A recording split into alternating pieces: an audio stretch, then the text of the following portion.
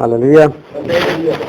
परमेश्वर का बहुत धन्यवाद करते हैं कि आज एक बार फिर हमारे परमेश्वर ने हम सभी को जीवित रखा और इस जगह पर इकट्ठा किया। परमेश्वर का धन्यवाद हो। परमेश्वर के वचन की ओर चले और बाइबल से पुराने नियम में दानियेल की पुस्तक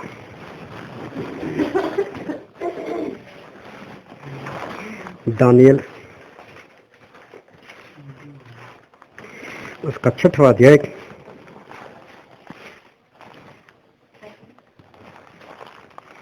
दानियेल 6 और हम पढ़ेंगे उसके 10 पद से लेकर उसके 15 पद तक।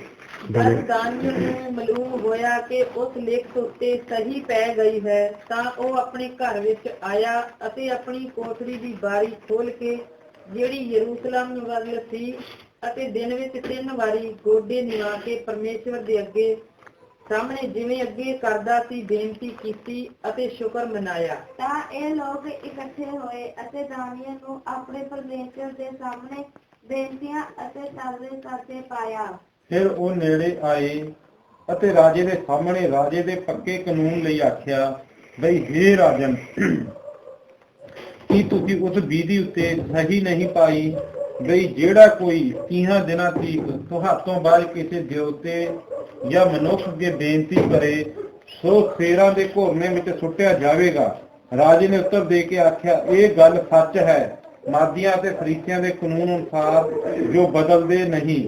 ਉਹਨਾਂ ਨੇ ਉੱਤਰ ਦਿੱਤਾ ਅਤੇ ਰਾਜੇ ਦੇ ਅੱਗੇ ਬੇਨਤੀ ਕੀਤੀ ਭਾਈ ਹੇ ਰਾਜਨ, ਉਹ ਦਾਨੀਏਲ ਜੋ ਯਹੂਦੀਆਂ ਦੇ ਅਸੀਰਾਂ ਵਿੱਚੋਂ ਹੈ ਉਹ ਤੁਹਾਨੂੰ ਨਹੀਂ ਮੰਨਦਾ ਅਤੇ ਨਾ ਹੀ ਉਸ ਕਾਨੂੰਨ ਨੂੰ ਜਿਹਦੇ ਉੱਤੇ ਤੁਸੀਂ ਸਹੀ ਪਾਈ ਹੈ, ਪਰ ਹਰ ਰੋਜ਼ 3 ਵਾਰੀ ਬੇਨਤੀ ਕਰਦਾ ਹੈ। ਜਦ ਰਾਜੇ ਨੇ ਇਹ ਗੱਲ ਸੁਣੀ ਤਦ ਆਪਣੇ ਆਪ ਨੂੰ ਵੱਡਾ ਚਿੱਠਾ ਹੋਇਆ ਅਤੇ ਉਸਨੇ ਮਨ ਵਿੱਚ ਚਾਹਿਆ ਭਾਈ ਦਾਨੀਏਲ ਨੂੰ ਛੁਡਾਵੇ ਅਤੇ ਸੂਰਜ ਦੇ ਅਸਤਨ ਤੀਕ ਉਹਦੇ ਛਡਾਉਣ ਲਈ ਯਤਨ ਕਰਦਾ ਰਿਹਾ।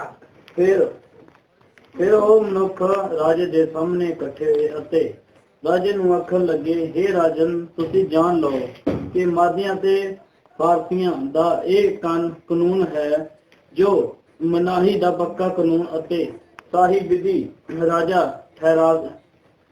ठहरावे तो बदली ना जावे। राजे ने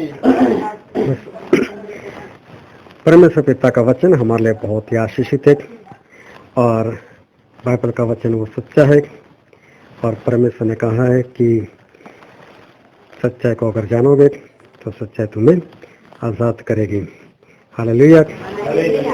सब जागते रहना ताकि परमेश्वर के वचन को हम सही रीति से सुन सके और उसके अनुसार जो परमेश्वर आज हमें सिखाने के लिए जा रहे उसके अनुसार हम जीवन जी सके। जब प्रभु यीशु इस धरती के ऊपर आए थे तो हमारे प्रभु यीशु ने अपने कानून को हमारे सामने लाकर पेश किया। जो पुराना नियम था वही पुराना नियम सही में कहना क्या चाहता है वो प्रभु यीशु ने हमें सिखाया। प्रभु यीशु ने कोई नई बात हमको नहीं सिखाई, लेकिन पुराने नियम में जो लिखी थी वही बात सच्चाई से और आत्मा से क्या दर्शाती है वो प्रभु यीशु ने सिखाया। और प्रभु यीशु ने सिखाया कि अपना जो दुश्मन है उस दुश्मन को क्या करो, प्रेम करो। अपने दुश्मन को प्रेम करो। जो अपने हैं उनसे तो हम प्रेम करते ही है, लेकिन प्रभु यीशु ने ऐसा सिखाया कि अपने दुश्मन से तुम प्रेम करो। प्रभु यीशु ने सिखाया कि अगर कोई आपके पीछे पड़ता है, आपको सताता है, तो बोले उसके लिए तुम प्रार्थना करो। तो प्रभु यीशु ने ऐसी सारी बातें जो है वो हमें सिखाई और सिखाने के बाद प्रभु यीशु ने कहा कि तुम्हारा जो परमेश्वर है जो स्वर्ग में रहते हैं वो हमारे परमेश्वर भी ऐसे ही परमेश्वर है। वो इतने दयालु है कि अपने सूरज को भले और बुरे दोनों के ऊपर उगाता है और हमारे परमेश्वर इतने भले हैं कि धर्मी और कुधर्मी दोनों के ऊपर अपने में जो है वो बरसाता है। तो हमारे परमेश्वर से कि सभी को प्रेम करते हैं और इसलिए वो हमें भी सिखाते हैं कि आप भी सभी से प्रेम करो, चाहे वो दुश्मन भी हो तो कोई बात नहीं, लेकिन आप उससे प्रेम करो। तो जब हम हमारे दुश्मन से प्रेम करते हैं तो सबसे पहले हमारे जीवन से जो दुश्मनी होती है दुश्मनी चली जाती है। दूसरी बात, हमारा जो मन होता है, हमारा मन साफ हो जाता है। जब मन साफ हो जाता है तो हमारे विचार जो है वो विचार भी हमारे शुद्ध हो जाते हैं। लेकिन जब हम किसी को नफरत करते हैं तब क्या होता है कि हमारे हृदय के अंदर एक कड़वाहट सी होती है, और वो कड़वाहट जो होती है वो हमारे शरीर को भी धीरे धीरे वो खत्म करते जाती है। क्योंकि जो कड़वाहट होती है वो हमारे जीवन में टेंशन पैदा करती है, और उस टेंशन की वजह से हमारा जो शरीर है वो बीमारियों में बंध जाता है, और हम धीरे धीरे मौत की तरफ, हम जैसे कि स्पीड में हमारी स्पीड मौत की तरफ जाने की वो बढ़ जाते हैं। इसीलिए परमेश्वर हमें सिखाते हैं कि अपने मन को कैसा रखो, शुद्ध रखो, क्योंकि जो शुद्ध मन वाले होते हैं वो परमेश्वर को देख पाते हैं, मतलब स्वर्ग में वो लोग जा सकते हैं। तो प्रभु सुने, ये सारी बातें पुराने नियम में लिखी थी, लेकिन पुराना नियम कुछ अलग तरीके से लिखा गया था कि कई लोगों को समझ में नहीं आया। इसलिए प्रभु सुने सारी बातें जो है वो हमें सिखाई। जब प्रभु इस धरती के ऊपर थे तो उन्होंने तो सभी दुश्मन से प्रेम किया, लेकिन लोग उनसे नफरत करते थे, लोग उनको दुश्मन मानते थे। लेकिन प्रभु ने कभी किसी को दुश्मन नहीं माना, यहाँ तक कि लोग उनके ऊपर थूके, फिर भी यीशु मसीह ने उनसे कोई बैर नहीं रखा। लोगों ने उनको मारा, लोगों ने कोड़े बरसाए, तो भी यीशु मसीह ने उनसे सिर्फ प्रेम ही किया। और यहाँ तक कि दोनों हाथों में खिले, दोनों पैर में खिले, और सर के ऊपर कांटों का ताज, और जब क्रूस के ऊपर बलि हो रहे थे और लहू लहान हालत में थे, और तब भी यीशु मसीह ने प्रार्थना की कि हे मेरे पिता, इनको क्षमा करो, क्योंकि ये लोग क्या करते ये लोग जानते नहीं। वहां पर भी यीशु मसीह का मन जो था पूरी तरह से शुद्ध था, पूरी तरह से साफ था। उनकी दोनों तरफ डाकू लोगों को रखा गया था, दोनों डाकुओं ने यीशु मसीह की निंदा की, लेकिन फिर उनमें से एक डाकू जो था उसको पता चला कि नहीं, यीशु कोई अलग दिखते हैं, और मुझे लगता है कि वो सच्चे हैं, और इसलिए उसने आखिर में पहले तो निंदा की, लेकिन आखिर में यीशु मसीह से कहा कि यीशु जब भी तू अपने राज में आए तो मुझे याद करना। तो यीशु मसीह ने उसको क्या कहा, आज ही रात तू मेरे साथ होगा। देखो, उसने अभी निंदा की, यीशु मसीह के खिलाफ बोला, और उसके बाद अभी तक उसने क्षमा नहीं मांगी, लेकिन डायरेक्ट यीशु मसीह से कहा कि यीशु जब तू अपने राज में आए तो मुझे याद रखना। तो देखो, प्रभु सुनो उसको ऐसा नहीं बोला, क्यों अभी तो बहुत बोलता था ना, अभी कैसे पता चल गया तुझे मैं कौन हूँ। कुछ भी उसको सुनाया नहीं, कुछ भी कहा सुनी नहीं, लेकिन तुरंत प्रभु सुनो उसको प्रेम से उत्तर दिया, तो मेरे राज की बात करता है, तो आज ही मेरे राज में आ जाएगा, मैं तुझे आज ही लेकर जाऊंगा। और प्रभु सुनो उसी दिन उसे स्वर्ग में लेकर चले गए। कितनी बड़ी बात कि प्रभु यीशु इस तरह से लोगों से प्रेम करते, वो कभी किसी को सुनाते नहीं। एक बार एक परिवार था, उनकी जो लड़की थी वो कहीं पर ब्याही हुई थी, और मालूम नहीं पति पत्नी के बीच में क्या लड़ाई झगड़ा हो गया, तो लड़की जो है वो अपने मायके चली गई। अपने मायके चली गई तो मैं दोनों को पहचानता था, तो मेरी उस लड़की के पति के साथ मेरी बात हो गई। काफी दिनों से लड़की अपने घर पर रहे थे। मैंने बोला, भाई साहब आपकी पत्नी आपके साथ में क्या परेशानी? बोले, मुझे तो कोई परेशानी नहीं है, लेकिन परेशानी उसी को है। तो बोले, वो आती नहीं। तो मैंने बोला, अगर वो आ जाए तो आप क्या करोगे? बोले, कोई बात नहीं, अगर आती है तो मैं तो रखने के लिए तैयार हूँ उसको। तो मैंने उस लड़की की माता जी से बात की। मैंने बोला कि आपकी जो बेटी है उसको ससुराल भेज, तो उसका पति चाहता है और वो उसको लेकर भी जाएगा, और आप कहते हो तो वो यहाँ पर लेने के लिए भी आएगा। तो कोई बात नहीं, वो लेने के लिए आए, मैं भेजने के लिए तैयार हूँ, लेकिन 2 बातें तो मुझे सुनानी पड़ेगी ना उसको। मतलब भेज दूंगी सही, लेकिन 2 बातें सुनानी पड़ेगी। मैंने बोला, जब आपकी बेटे की गलती है, उसके पति ने बताया क्या गलती की थी, आपकी बेटे की गलती है, फिर भी वो क्षमा करते हुए अपनी पत्नी को ले जाने के लिए तैयार था, आप तो शब्द सुनने को क्यों चाहती है? मैंने उसके पति को बोल दिया, भाई साहब अब मेरी कोई गारंटी नहीं, आप लेने जाना चाहते हो तो लेकर आओ, लेकिन ऐसा मत बोलना कि मेरे कहने से गए और मेरी सास ने कुछ सुना दिया। बोला, आपकी मर्जी। चलो, उसने जब उसको पता चला कि मेरी सास अभी भी अपने गर्दन पकड़ करते हुए मुझसे कुछ डांटना चाहती, वो लेने के लिए ही नहीं गया। कुछ दिन के बाद ऐसा हुआ कि उस लड़की के पिता ने एक कुत्ता पाल कर रखा था। वो लड़की को एक दिन कुत्ते के ऊपर गुस्सा आ गया और कुत्ते को लेकर गई, कहीं दूर जाकर छोड़कर आ गई। जब छोड़कर आ गई तो उसके पिता को पता चला, तो अपनी बेटी को उसके ऊपर हाथ उठाया और उसको घर से भगा दिया, चलो भाग जाए यहाँ से। अब उसके पास कोई रास्ता नहीं रहा अपने पति के पास जाने के सिवा, और वो भी कैसे बदनामी के साथ जाना हुआ। इससे अच्छा अगर वो लोग पहले मान लेते तो ऐसी बदनामी ना होती। हमारे परमेश्वर जो है तो परमेश्वर हमारे जीवन में काम करते, हमारे परमेश्वर में जो सिखाते उसके अनुसार जब हम जीवन जीते तब सही में हमारे जीवन में एक अच्छी बात होती है, क्योंकि हमारे परमेश्वर ने जो वचन दिए, जितनी आज्ञा दिए, उससे डबल हमको आशीष से दिए। तो जब हम परमेश्वर के वचन के अनुसार जीवन जीते हमारे जीवन में आशीष आती। इसलिए प्रभु हमें सिखा दे कि अपना मन जो है, अपना हृदय जो है, उसको संपूर्ण रीति से शुद्ध रखो, उसको इधर उधर मत होने दो, किसी के प्रति जलन मत रखो, किसी के प्रति बैर मत रखो। हमारे परमेश्वर के देख, क्योंकि एक बार जो वचन हमने पढ़ा था दानिएल भविष्यवक्ता के पुस्तक में, तो वहां दानिएल की एक बात लिखी हुई थी, और उस वक्त ऐसा हुआ था कि दानिएल जो थे वो परमेश्वर की आत्मा से भरे हुए थे। उनको परमेश्वर ने बहुत सारा ज्ञान दिया हुआ था, यहाँ तक कि अगर कोई इंसान को अगर सपना भी आए तो सपने का मतलब भी दानिएल बता सकते थे। और इतना ही नहीं, अगर किसी को सपना आए तो दानिएल उसका सपना तक बता सकते थे, क्योंकि नबूकदनेस्सर राजा को एक बार सपना आया और उसने कहा कि मैं तो सपना भूल चुका हूँ, और तब दानिएल ने उसको सपना भी बता दिया था और सपने का मतलब भी बता दिया था। इतना ज्ञानी दानिएल उस वक्त थे, और साथ में वो परमेश्वर को मानने वाले थे, और इसलिए परमेश्वर ने यही सिखाया कि अपने दुश्मन से भी प्रेम करो। दानिएल उस वक्त गुलाम बने हुए थे। जो राजा थे वहां पर सच में देखो तो वो दानिएल के दुश्मन होने चाहिए, लेकिन दानिएल ने कभी अपने राजा का बुरा नहीं चाहा। राजा ने भी उसको अच्छी जगह पर रखा, क्योंकि जब परमेश्वर का कहा हुआ करते तो परमेश्वर हमें ऊंचा उठाते। और दानिएल जो थे उस जमाने में राजा के बाद अगर कोई पोस्ट थी, कोई पद था, तो वो दानिएल का था। परमेश्वर ने उसको इतना ऊंचा उठाया था। चलते चलते राजा बदल गए और दूसरा राजा आ गया, और वो जो राजा आ गया वो दानिएल का अच्छा मित्र था, क्योंकि उसको भी पता था कि दानिएल जो है उसके अंदर परमेश्वर का आत्मा है, उसके अंदर ज्ञान है, और उसके साथ अगर मैं रहूंगा तो मेरा जो राज है वो बढ़ता ही जाएगा। तो भी दानिएल से प्रेम करता था और दानिएल के साथ रहते थे।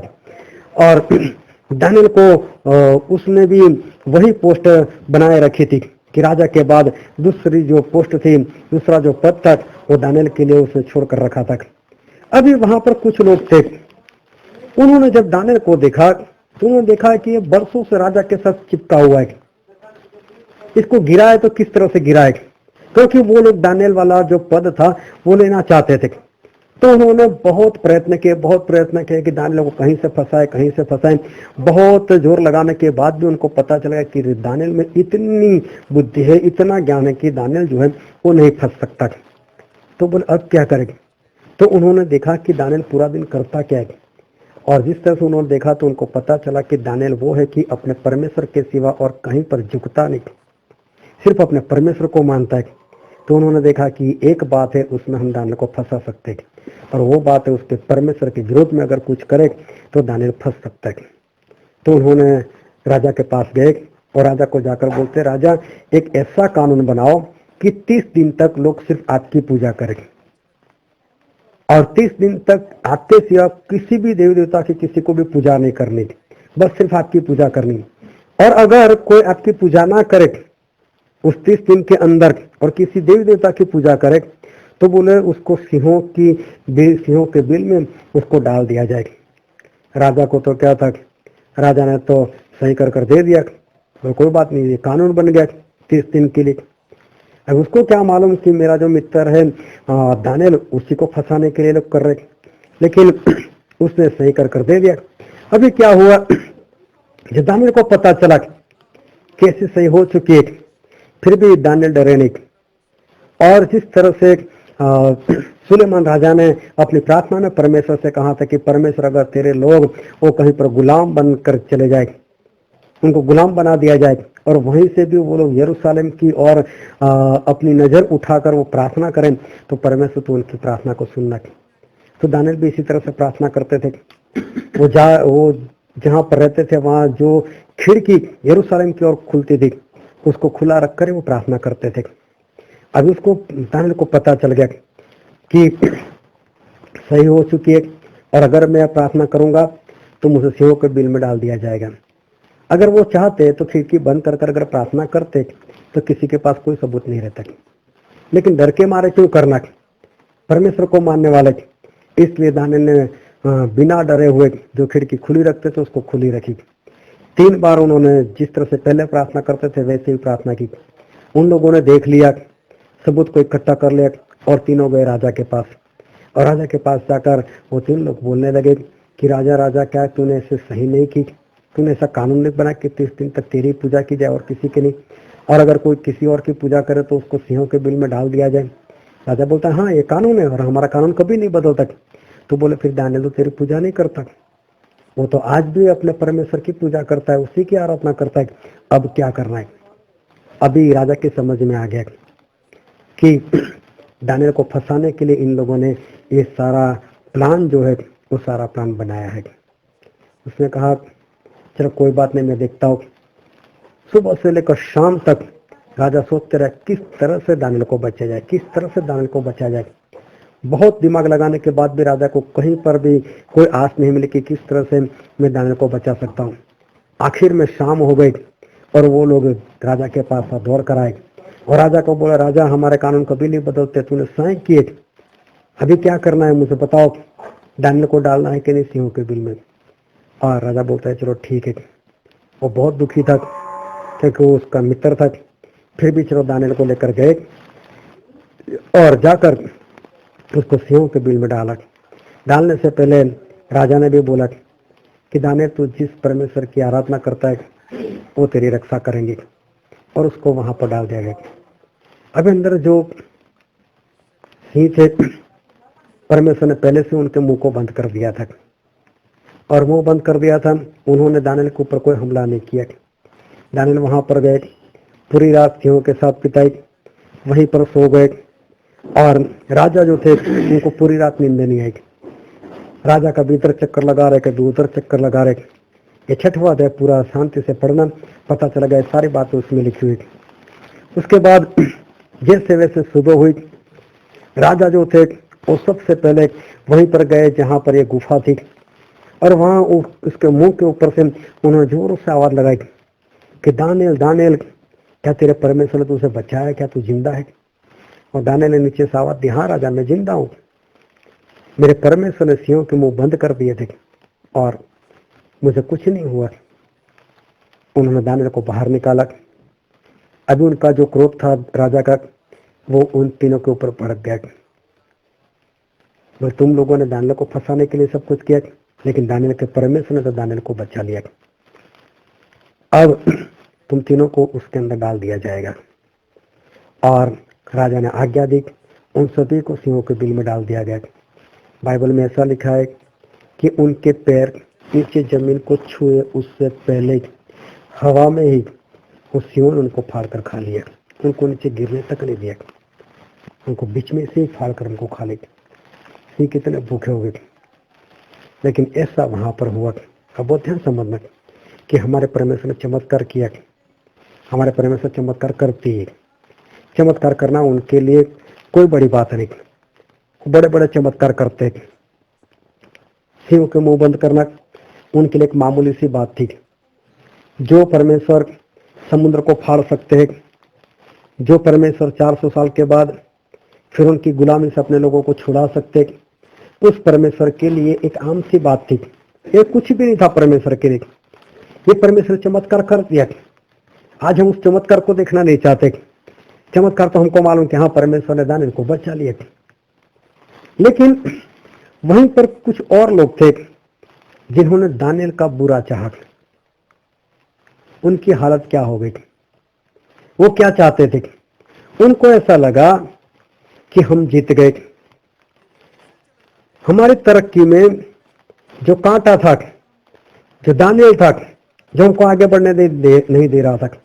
अभी सही में दानियल कहाँ आगे बढ़ने से रुक रहा था, लेकिन दानियल जिस जगह पर थे वहां से वो नीचे नहीं उतर रहे थे। कई बार इंसान लोगों की ईर्ष्या करता है, उसको ऐसा लगता है इतना आगे क्यों। कोई बात नहीं, आप किसी को आगे देखते हो तो आप भी भागो, भागकर उसके आगे निकल जाओ। लेकिन जब तक वो भी भाग रहा है तब तक आप उसको ओवरटेक नहीं कर पाओगे।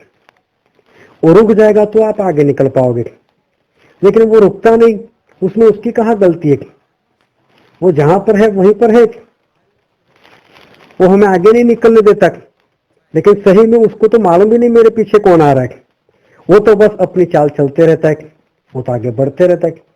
और इसलिए परमेश्वर ने कहा कि जो धर्मी है, जो परमेश्वर की आज्ञाकारी करता है, वो खजूर के पेड़ की नाई वो बढ़ता जाएगा।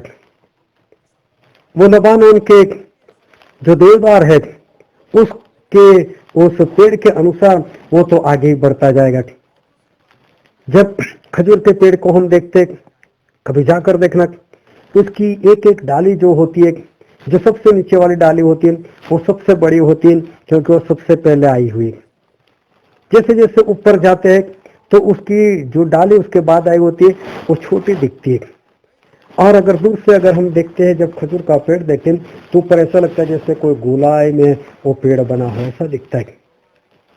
क्योंकि उसी तरह से ये पेड़ बनता है, क्योंकि जो पहले डाली आई है वो बड़ी है, उसके बाद में आई वो छोटी है। जो भी परमेश्वर में पहले आता है वो सबसे आगे होना चाहिए, उसके बाद जो आया वो उसके पीछे ही होना चाहिए। लेकिन पीछे वाले आगे कब निकल सकते, अगर आगे वाला बढ़ना रुक जाए तो। अगर वो नहीं रुकता तो कोई भी पीछे वाला इंसान उसके आगे नहीं निकल सकता। अगर आप यहाँ से 100 की स्पीड में भागना शुरू करो या कार में 100 की स्पीड में जाना शुरू करो और आगे नाभा से यहाँ से 30 किलोमीटर दूर, वहां से अगर कोई 100 की स्पीड में कार चला रहा है, आप चाहे घंटा चलाओ चाहे 2 घंटा चलाओ, उसकी भी स्पीड 100 है, यहाँ की भी स्पीड 100 है, आपके बीच में 30 किलोमीटर का अंतर हमेशा के लिए बना रहेगा। आप उसको ओवरटेक नहीं कर पाओगे, क्योंकि दोनों एक स्पीड से जा रहे हैं। अगर परमेश्वर का इंसान बढ़ रहा है, पीछे वाला भी वही स्पीड से बढ़ रहा है, वो कभी उसको ओवरटेक नहीं कर पाएगा। लेकिन अगर वो आगे बढ़ना चाहता है तो या तो अपनी स्पीड बढ़ा ले, इस तरह से आगे निकल जाए। लेकिन जब कोई ऐसा चाहता है कि नहीं मैं उसको रोक लूं, उसको बीच में से हटा दूं, तो ये गलती है। इन लोगों ने भी देखा कि दानियेल जो है अपनी जगह छोड़ नहीं रहा, लेकिन दानियेल अपनी जगह क्यों छोड़े, वो तो ईमानदारी से राजा के साथ पेश आ रहा है, राजा को सहायता करता है, राजा को मदद करता है, तो राजा ने भी उसको वही पद पर रखा हुआ। ये लोग आगे बढ़ना चाहते तो बढ़े आगे, लेकिन वो ये सोचते कि दानियेल पीछे हो जाएगा। अरे हम चाहे कितना भी आगे बढ़ने से परमेश्वर कभी मना नहीं करता, बढ़ो, आपको जितना आगे बढ़ना बढ़ो। लेकिन जब इंसान ऐसा सोचता है कि मैं उसको पीछे कर दूं, ये बात बहुत गलत है। इन लोगों ने सोचा कि हम ऐसा करते दानियेल को गिराते। जब इनको समझ में आया कि हम कहीं पर भी कामयाब नहीं हो रहे, तो उन्होंने देखा एक ही बात ऐसी है कि जिसमें हम दानियेल को फंसा सकते। बहुत ध्यान समझना, ये लोग कामयाब भी हो गए।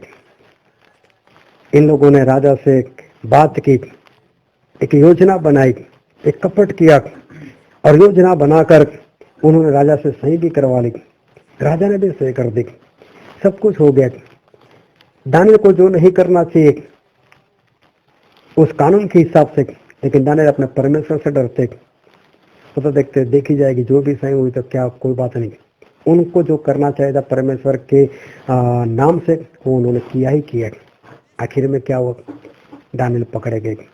राजा उनका मित्र, उनके कानून नहीं बदले जा सकते, लेकिन राजा जो होता है वो सबसे ऊपर होता है। हम भारत देश में लोकशाही होते हैं। लोकशाही का मतलब होता है कि लोगों के जरिए जो राज चलता है, वो नरेंद्र मोदी खुद राज नहीं कर सकता, उसको हम सभी के वोट की जरूरत है। अगर बहुमती आएगी तभी वो राज कर पाएगा, वरना नहीं। ज्यादा लोग चाहेंगे कि हाँ नरेंद्र मोदी राज करे तो ऐसा हो सकता है, वरना नहीं।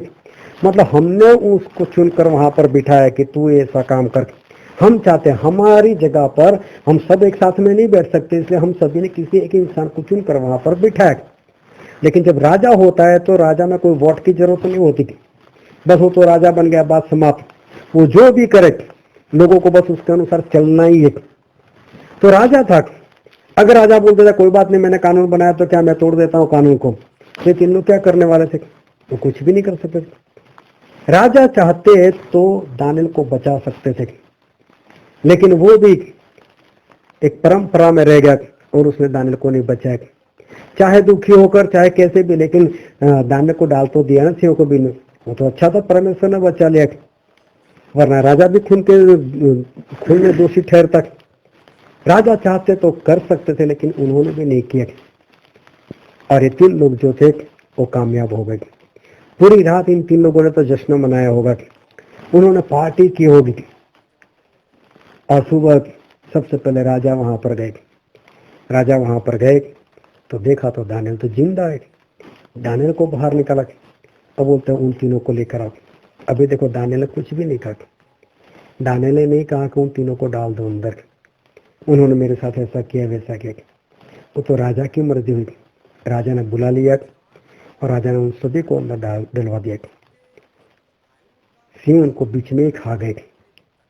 अब यहाँ पर परमेश्वर हमें जो सिखाना चाहते हैं तो ये बात ये कि ये लोग दानियल को गिराकर आगे बढ़ना चाहते थे। ना दानियल गिरा, ना ये लोग आगे बढ़े, लेकिन जो दानियल को करना चाहते थे वही बात उनके ऊपर आ पड़ी।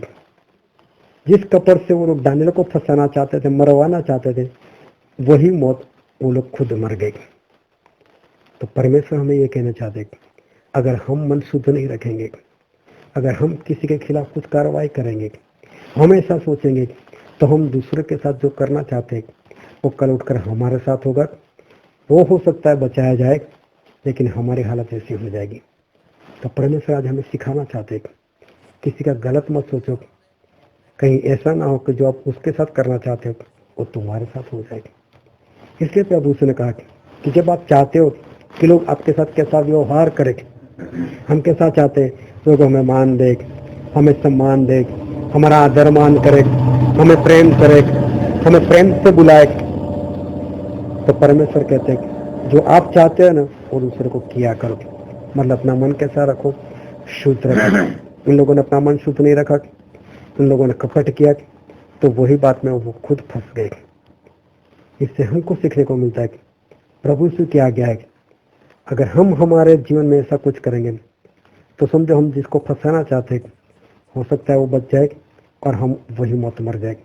इससे अच्छा है कि हम क्या करें, हमारा मन शुद्ध रखें, सभी को प्रेम करें, किसी को भी फंसाने का प्रयत्न ना करें, किसी को रोकने का प्रयत्न ना करें, किसी को गिराने का प्रयत्न ना करें, लेकिन हम अपनी स्पीड से मसीह में हम बस आगे बढ़ते जाए, उनकी आज्ञाकारी करने वाले बने, ताकि हम बचाए जाए और आने वाले दिनों में हम स्वर्गराज के वारिस हो जाए। आओ हम हमारा आंखों को बंद करें और हमारे मस्तकों को प्रभु से आगे झुकाए। जो राजाओं के राजा है, जो प्रभु के प्रभु है, जो कभी नहीं बदलते। Thank you Jesus, hallelujah my Lord. हाँ मेरे प्रभु यीशु, हम आपका धन्यवाद करते हैं पिताजी, जो वचन आज आपने हमको सिखाया पिताजी।